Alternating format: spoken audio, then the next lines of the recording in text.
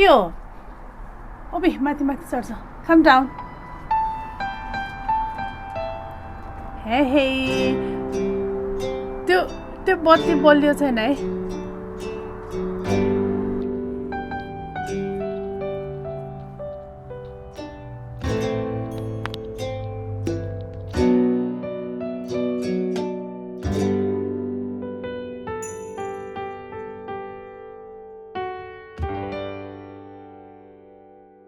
कति राम्रो टोपियारी के म चाहिँ नि टोपियारी लभर पनि हो अनि म चाहिँ नि यो प्लान्ट लग्नु पर्ला भनेर डिसाइड गरेँ अनि यसको नाम चाहिँ नि च्यामेलेसियम ओ माई गड मैले पढ्न पनि जानिनँ घरमा गएर चाहिँ नि म डिक्सनरी हेरेर यो भन्नु पर्ला अनि मन पर्यो तिमीलाई म यो लग्छु आई क्यान्ट रियली यो राम्रो देख्छ हेर्नु राम्रो त छ पैसा नि राम्रै छ त अब अलिक एक्सपेन्सिभ छ तर यो प्लान्ट चाहिँ नि उ जस्तो छ तपाईँमा रोबस पनि छ अनि यो चाहिँ नि पेरिनियल हो होइन जहिले नि हुन्छ त्यसैले इन्भेस्ट गर्दा केही हुन्न होला सो मैले पनि यो लिदिन्छ एउटा लिदिएँ ल मैले लिदिएपछि त टोपियारी त तिमीले त लिने हो नि अनि पैसा नि हेर भनेर पिङ्क पियोनियर लिइसक्यो ल so you taking yeah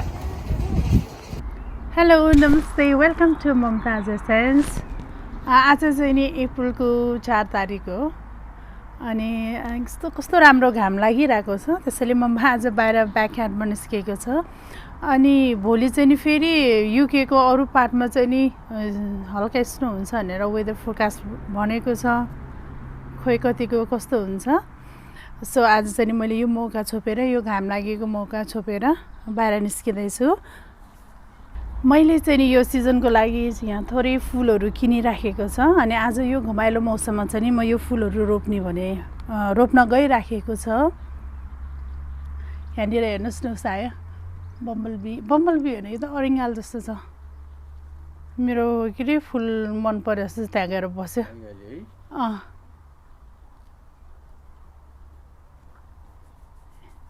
anyway म के भन्दै थियो भने मैले रिसेन्टली चाहिँ नि यो सिजनको लागि चाहिँ नि यहाँनिर थोरै फुलको बेनाहरू चाहिँ नि रोपेको फुलको बेनाहरू चाहिँ नि किनिराखेको छ अनि आज चाहिँ नि म यो बेनाहरूलाई चाहिँ नि यो पटमा ट्रान्सफर गर्दैछु यहाँनिर रिपटिङ गर्दैछु मैले यो सिजनमा रोप्न लागेको फुलहरू चाहिँ नि यो व्याक्स फ्लावर हो अनि यसको बोटानिकल नेम चाहिँ नि च्यामेलेसियम भन्छ कस्तो गाह्रो नाम छ जस it's a wax flower and it's a topiary कस्तो राम्रो हेर्न स्टार्टिङ टु ब्लुम एकदम राम्रो लगाएर मैले ल्याएको अनि पियोनी मेरो घरमा पियोनी छैन त्यसैले मैले फर्स्ट टाइम यहाँ पियोनी रोप्दैछु पुरानो घरमा त थियो तर यहाँ चाहिँ नि यो फर्स्ट टाइम हो अनि म यो फुलहरू चाहिँ नि यो 3टा पट र यो ठुलो पटमा रोप्दैछु अनि त्यसको स्ट्रबेरी पनि रोप्दैछु एउटा पटमा र स्ट्रबेरीको साथमा चाहिँ नि एउटा जेरेनियम यहाँनिर जेरेनियम 3टा ल्याएको छ अनि सबै पटमा जान्छ अरू पटमा नि अनि मेरो अल टाइम फेभरेट प्यान्जी पर्पल कलरको चुज गर्यो यो पर्पल कलर चुज गर्नको कारण चाहिँ नि यो अघिको त्यो टोपियारी चाहिँ नि पिङ्क कलर फुलेको छ सो त्यसको अन्डरनिथ रोप्ने भनेर यो पर्पल चुज गरेँ मैले अनि यहाँनिर चाहिँ नि यो 3टा 3, 4, 10 पाउन्डमा चाहिँ नि मैले यहाँनिर यो फुल किनेको छ यो चाहिँ नि कट फ्लावर हो अनि फुलको नाम चाहिँ नि एन्टिरिनियम डे यो चाहिँ नि यो स्न्याप ड्रागन जस्तो लागेर किनेको मलाई त्यो जस्तो देख्ने भएर किनेको यो चाहिँ नि यो 2टा ट्रे चाहिँ नि मैले मेरो अलटमेन्टमा रोप्दैछु भने एउटा ट्रे चाहिँ नि घरमा रोप्नु पर्ला फर्स्ट अफ अल चाहिँ नि म यो 3टा सानो पटमा चाहिँ नि रोप्दैछु यो 2टा पटमा चाहिँ नि म यो जेरेनियम रोप्दैछु र यहाँ माटो चाहिँ नि मैले अघि नै हालिराखेको छ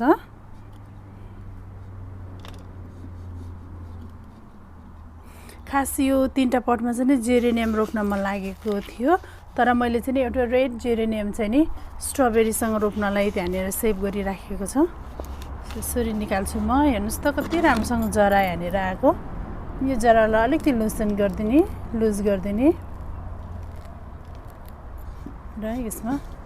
माटो अलि धेरै भएको रहेछ यहाँनिर निकालौँ फर्स्ट अनि चट्टा हालिदियो अब चाहिँ नि यो माटो फेरि वरिपरि फिल गरिदिने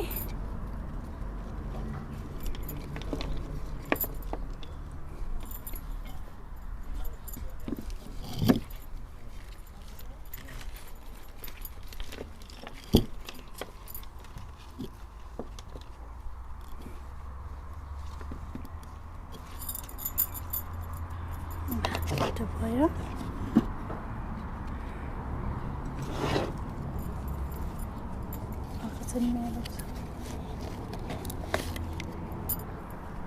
हो यहाँ त पानी रहेछ हेर्नु न बाबाले हेभी भएको क्या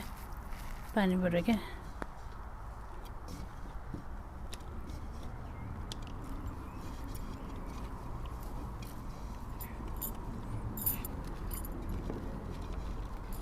लास्ट इयरमा चाहिँ मेरो कस्तो राम्रो थियो कि जेरेनियम त्यो 2 वर्षसम्म चाहिँ नि भयो त्यो च्यारिटीमा किनेको तर यो साल त्यहाँ त छन त छ उता चाहिँ नि तर आउँछ कि आउँदैन अलिक स्योर भएन सो जेरेनियम चाहिँ नि मलाई मनपर्ने चाहिँ नि यो अब फुल्न सुरु गरेपछि कति लामोसम्म फुलिरहन्छ त्यो भएको भएर फेरि एभ्री इयर चाहिँ नि यो राख्नै मन लाग्छ मलाई सो 2टा चाहिँ नि जेरेनियम रोप्यो भने म यो बिचमा चाहिँ नि प्यान्जी रोप्दैछु 2टा प्यान्जी रोपिदिन्छु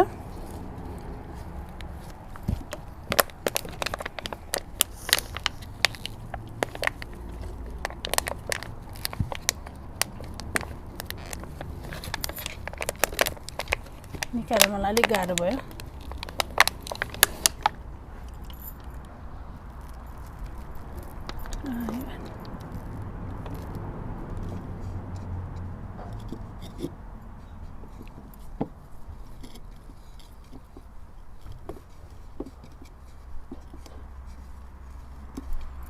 म चाहिँ 2टा रोपिदिन्छु टम्म होस् यहाँनिर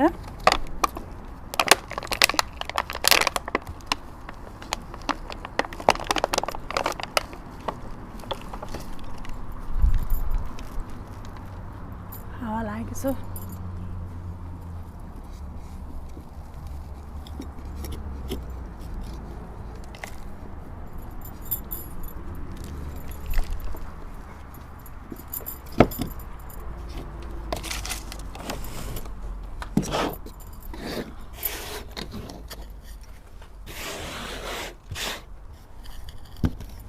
यो खसेको माटोहरू सबै यहाँ राम्रोसँग यो हावा नहुने गरी कोचिदिने यसरी हेर्नुहोस् त अघि नै कति राम्रो देखेँ बाबा राम्रो भयो अनि मेरो 3टा गमला चाहिँ नि रेडी भयो अब चाहिँ नि म यो गमलामा चाहिँ नि यो व्याक्स फ्लावर र यो टोपियारी र यो प्यान्जी रोप्दैछु यो अलि राम्रोसँग बलियोसँग बसेको छ होला सायद औ सजिलैसँग आयो यसलाई भुइँमा राखिदियो अनि अलिअलि फेरि यो जराहरू युज गर्ने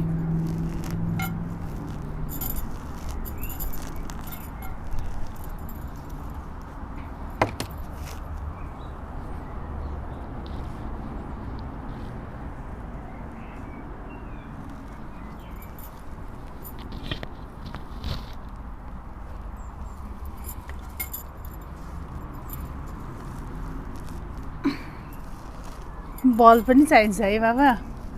यो रोप्नलाई म अलिकति ओपन गरिदिन्छु जसले गर्दा चाहिँ यो नयाँ माटोमा फेरि सिधा भयो बाबा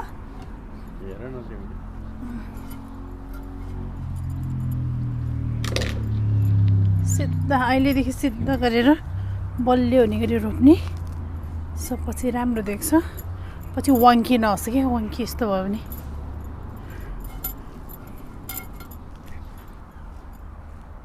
राम्रो देखिस् होला है बाबा सिधै देखिन्छ क्यामेराले देख्छ नि मैले भन्दा यस दे आर पर्फेक्ट राम्रै छ।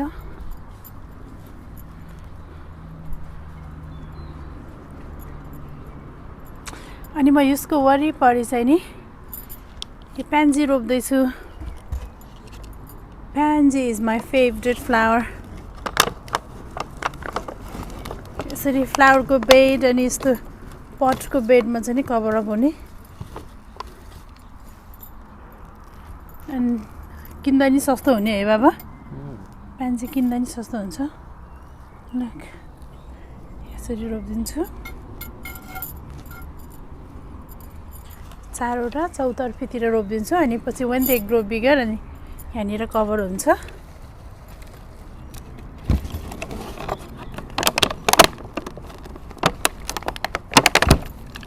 बिचरा कति राम्रोसँग यहाँनिर त्यो उसमा सेटल भयो रहेछ, मैले उखालिदिएँ।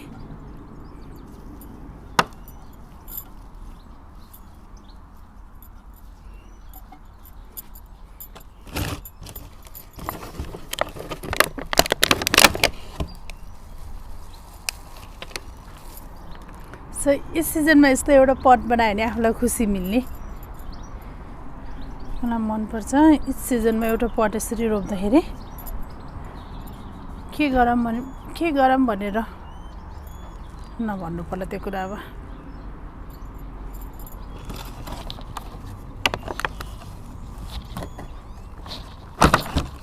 अब लास्ट वान यहाँनिर रोपिदियो।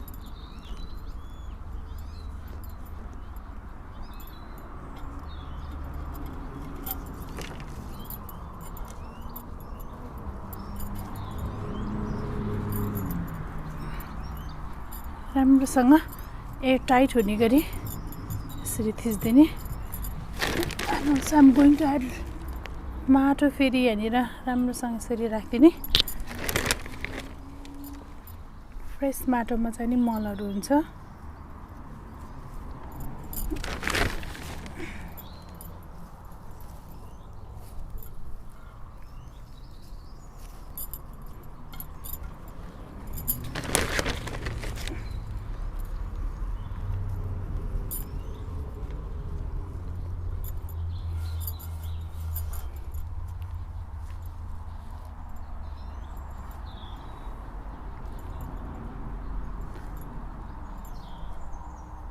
It's done. मेरो टोपियारी र व्याक्स फ्लावर टोपियारी र प्यान्जी चाहिँ नि रोपिसक्यो। यहाँ चाहिँ अहिले मैले यो ग्रिन पट लिएको छ अनि यहाँ माटो भरिरहेको। यो पोहोर सालको पुरानो माटो पनि हो, अलिकति खनिदिन्छु म।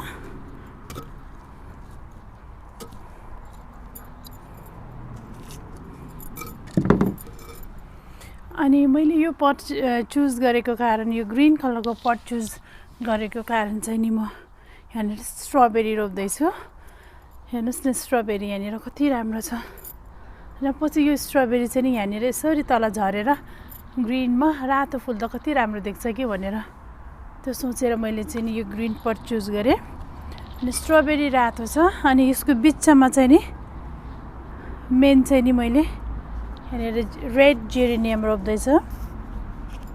Dark red geranium. सो यो चाहिँ नि बिचमा जान्छ अनि वरिपरि चाहिँ नि यो तिनतर्फ चाहिँ नि स्ट्रबेरी रोप्दैछु।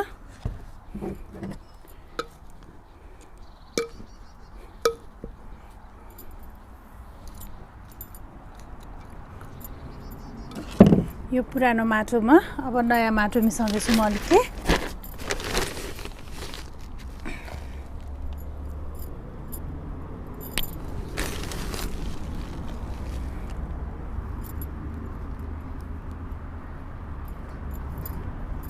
यो बिचमा ठाउँ बनाएर अब म चाहिँ नि रेड जेरेनियम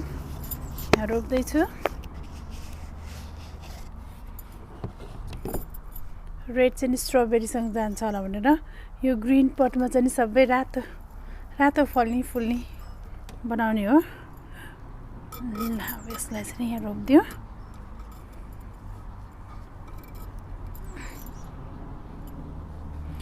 किनभने यो एउटा रोप्दा ठिक्क हुन्छ। यो जेरेनियमको बुस चाहिँ नि ठुलो हुन्छ।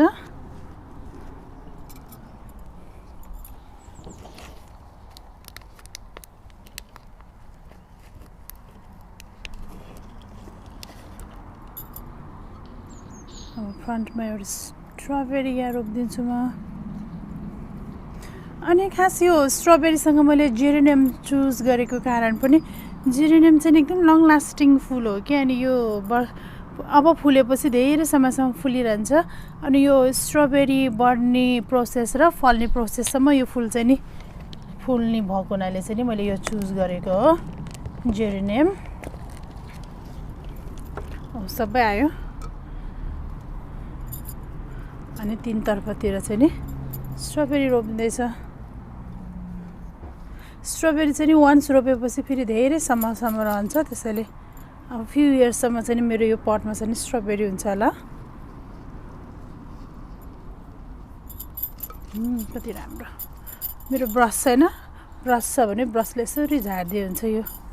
माटो इट्स डन आज चाहिँ नि मैले 4वटा पटमा फुलहरू रोपेँ अनि यो फर्स्ट पटमा चाहिँ नि व्याक्स फ्लावर र फ्यान्जी अनि यो ग्रीन पटमा चाहिँ नि जेरेनियम र स्ट्रबेरी जेरेनियम फ्यान्जी र जेरेनियम रोप्यो I hope they will bloom very nicely and I will keep updating. Thank you so much for watching my video. Keep commenting, like and subscribe. See you in next video.